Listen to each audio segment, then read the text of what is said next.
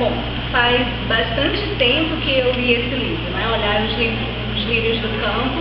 Então, parte do que eu vou dizer aqui é um pouco da minha leitura de há tempos atrás e um pouco depois como eu rememoro a leitura desse livro, né? O livro trata um romance, né? Baseado justamente nessas relações de amor convencional e pouco convencional para a época. Eu não tenho certeza exatamente de quando Veríssimo escreveu, mas me parece a década de 40, talvez, comecinho da década de 40, né? E aí, assim, aquelas questões de relacionamento conjugal, informal, enfim, me parecem bem prementes para aquele momento histórico, né, para aquela escrita. Então há uma mensagem ali importante que talvez hoje passe a ser um pouco naturalizada, porque os casamentos se resolvem e dissolvem de formas muito mais espontâneas e aceleradas do que antigamente.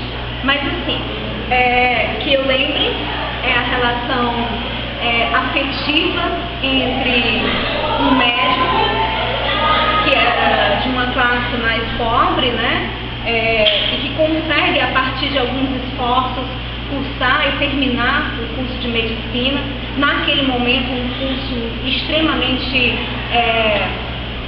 elitista, né, e portanto fora dos padrões de muita gente que compunha a classe operária.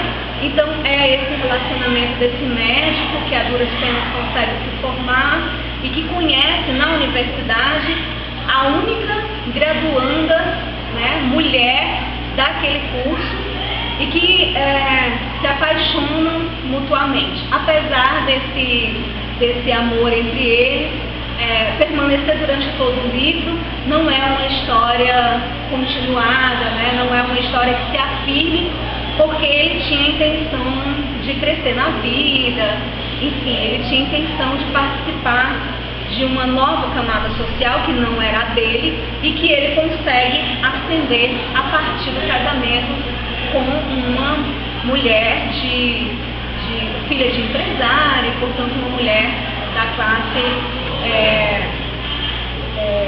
burguesa da cidade.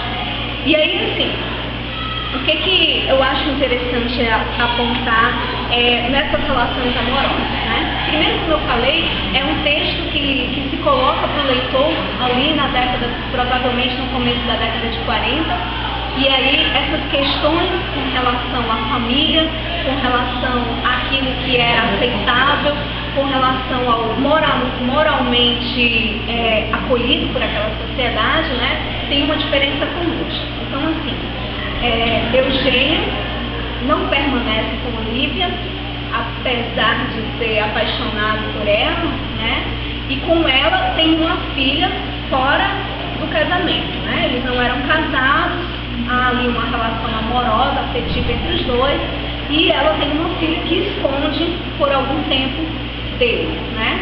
Enquanto isso, ele casa com uma outra, para quem parece ao longo do texto, ele não tem tanto apreço, ele não tem tanta amorosidade, mas que isso oportuniza uma série de outras coisas que ele queria ter na vida, né? Ou seja, reconhecido, queria sair nos jornais, queria que as pessoas tivessem uma deferência com relação ao título de doutor que ele adquiriu e tal, e queria se colocar socialmente a partir disso, né? São duas relações diferentes, né? Eu não sei se optar por essa interpretação de uma relação interesseira, digamos assim, de uma relação financeira, seria uma análise profunda do caso. Me parece que, às vezes, essas histórias de amor, essas escolhas que nós tomamos na vida, né, não só os personagens dos livros, mas que nós tomamos também, elas têm uma série de outras circunstâncias, né? Ou seja, o normal, né, aquilo que nós normatizamos como afetivo, aquilo que nós normatizamos realmente amoroso seria você escolher a pessoa com a qual você se identifica, casar com ela, ter filhos, né? E esses filhos e essa convivência juntos ser, portanto, a prova desse amor fecundo que existe entre os dois. Porém, né, a gente pode perceber que há outras relações e circunstâncias nas escolhas, mesmo as escolhas afetivas. Então, o fato dele ter escolhido para casar com a moça rica, no caso, Eunice, para ele ter escolhido casar com a moça rica não significa dizer simplesmente que a única função da vida dele é o lado financeiro, né? Ou seja, ele fez uma escolha, e essa escolha pautada em uma série de outros sonhos, uma série de outras circunstâncias que ele tinha na vida. Então, a gente não pode dizer que ele renegou todo o amor, até porque ele continuou amando, né, ao longo da sua vida a Olivia, e que ele tenha escolhido desprezívelmente, né, a opção pelo dinheiro. Penso que é uma construção de possibilidades, ou seja, ele sai de uma classe, ele quer ascender socialmente, e a partir daquilo que ele considera uma conquista, a partir daquilo que ele considera objetivos de vida, ele foi, portanto, fazendo escolhas que eram próprias e oportunas para aquele momento, né? Então, acho que julgar se ele fez certo ou errado não se trata disso. Penso que é uma relação de contexto mesmo, de como essas classes sociais e tal eram suprimidas e eram excluídas, e como ele supera essa exclusão ou pretende superar essa exclusão a partir de caminhos diferentes, traçados e imaginados por ele, de uma forma que não está atrelada necessariamente às emoções e à afetividade.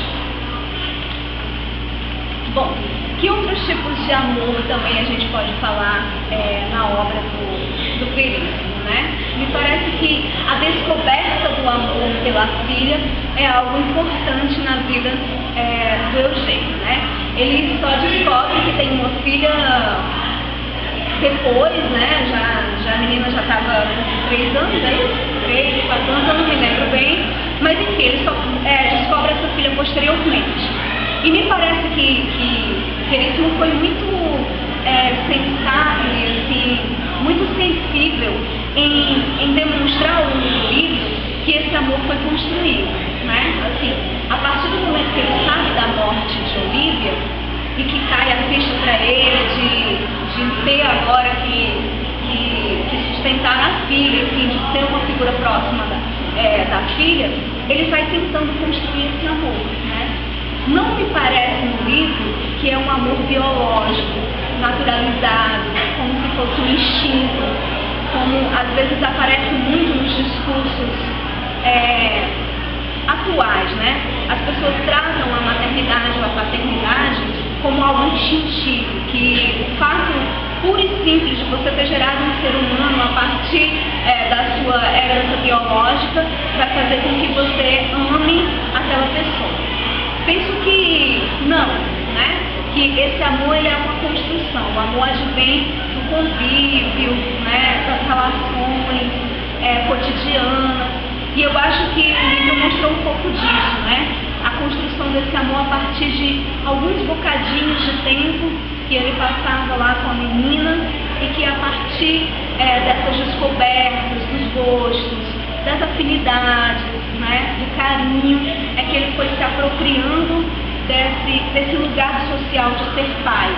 E, portanto, mostra que o amor, assim como muitos outros sentimentos nossos, ele é socialmente construído, né? Não é algo exclusivo, espontâneo, biológico, fisiológico, mas é algo que a gente constrói cotidianamente e que, portanto, se torna, a partir dali, padrão cultural, valor, objetividade no sentido de construção mesmo, das perspectivas dos valores que a gente quer passar, né? Ou seja, eu traço valores, eu experimento sentimentos, e esses sentimentos vão me dando novas estruturas, né? E aí, a partir dessas novas estruturas de pensar, de agir, de valorar, é que eu vivencio, portanto, essas experiências afetivas. Bem,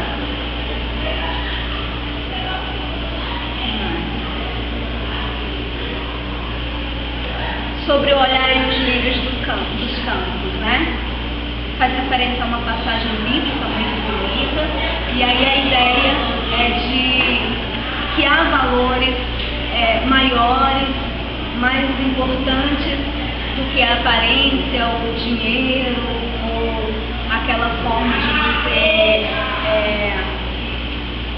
pontuar a vida a partir de um objetivo financeiro. E esses valores mais importantes que o dinheiro seria, portanto, no livro e nas falas de Olívia, seria, portanto, a doação, o lugar social do médico, que ela quer que o Eugênio descubra, ou seja, é naquele momento que se discute o médico da pobreza.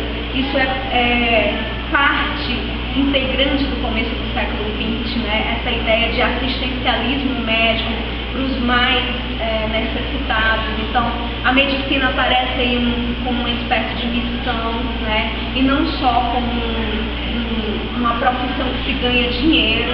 Então, ela quer dizer desses sentimentos, desses valores, que é, portanto, a ideia de doação, de humanismo, uma certa filantropia, né? E que seriam valores e sentimentos, práticas maiores do que a dedicação à profissão e ao dinheiro, né? Não queria fazer um juízo sobre isso. Acho que, não sei se isso é maior ou menor, né? Acho que a forma como a gente sente, a forma como a gente ama, a forma como a gente opera as nossas relações sociais, ao mesmo tempo que estão constituídas de valores que são compartilhados, é também muito indiciocrático, né? É cada um fazendo, ressignificando à sua maneira aquilo que acha mais importante, elegendo, escolhendo aquilo que acha que vai suprir as suas necessidades como mundo, né? Então, não há um exemplo, não há um padrão. Dizer que um ser humano é melhor ou pior do que outro pelas escolhas absolutas, em termos absolutos que faz, ranquear aí as experiências e os sentimentos. Eu acho que a gente não está pronto para isso, né? As minhas experiências, os meus sentimentos são importantes à medida em que eu conheço, né, as razões para aquilo. E como são muito pessoais e como são sentimentais demais, individuais até, é possível que as outras pessoas tenham explicações diferentes e sentimentos diferentes dos meus. Então, dizer se é mais oportuno se dedicar à profissão ou mais bonito se dedicar à família, não me parece aí que nós possamos ter esse juízo de valor de forma assim tão absoluta. Depende de cada caso, depende do posicionamento de cada pessoa e, portanto, depende de como aquela pessoa construiu consigo e com os outros os seus próprios sentimentos e as suas próprias experiências. Ajudou?